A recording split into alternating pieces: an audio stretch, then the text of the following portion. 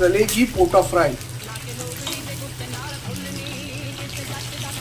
आज आपण करतोय पोटा फ्राय.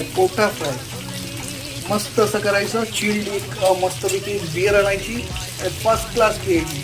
पण ज्यांनी बिअर पितात त्यांनीच पिया, अन्यथा ज्यांना खायचं आहे त्यांनी फक्त असं करून खा. जबरदस्ती नाही की बिअर पाहिजेच, नाही तर सांगाल की मी बिअर आणायला सांगतो म्हणून.